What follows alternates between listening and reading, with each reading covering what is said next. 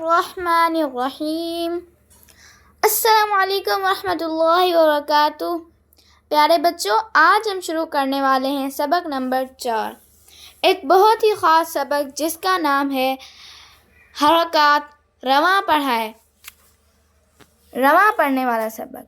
बच्चों, जब हम कुरान पाक अरबी के हरूफ को पढ़ते हैं तो उनके साथ छोटी छोटी हरकतें आती हैं जिन्हें हम ज़बर ज़ेर पेश कहते हैं। यही हरकतें हमें बताती हैं कि आवाज़ ऊपर जाए, नीचे आए या गोल हो जाए। अगर हम उन हरकतों को साफ, आहिस्ता और रवां अंदाज में पढ़ें तो हमारा लहजा ना सिर्फ खूबसूरत होता है बल्कि कुरान पाक की तिलावत में मिठास और रवानी पैदा होती है। याद रखो, रवां पढ़ना सिर्फ तेज़ी से पढ़ना नहीं होता बल्कि मतलब ये है कि आवाज़ में तमाम सफाई और नरमी हो।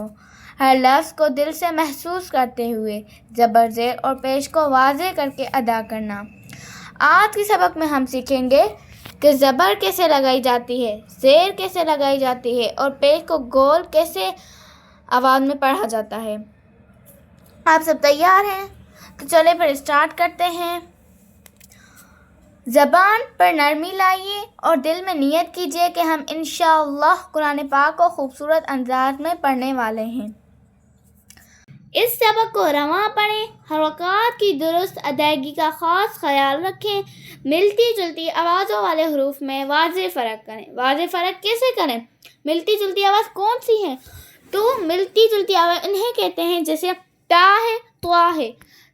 पढ़ने में तो दोनों सेम है, पर जो त्वा है ना, त्वा को हम पुर पढ़ेंगे और ता को बारीक। तो चलिए स्टार्ट करते हैं। अऊज़ु बिल्लाहि मिनश शैतानिर रजीम। बिस्मिल्लाहिर रहमानिर रहीम।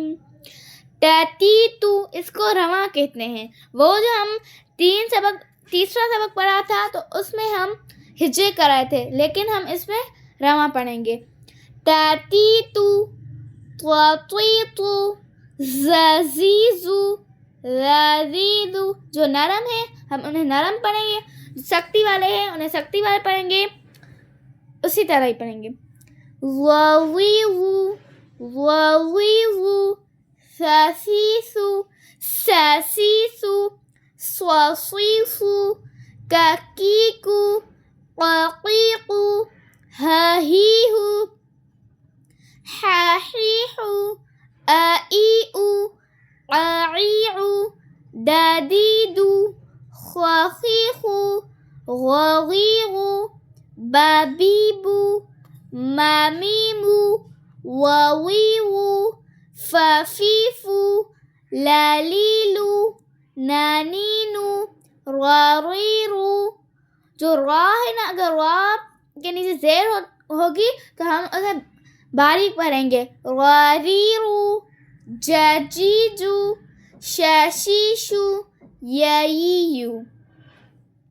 अगर कुछ समझ ना आया हो तो आप कमेंट में ज़रूर पूछ सकते हैं। तो इस वीडियो को लाइक करें, सब्सक्राइब करें और ज़्यादा से ज़्यादा शेयर करें ताकि जो तजवीज़ के साथ कुरान करीम नहीं पढ़े हुए वो भी पढ़ सकें।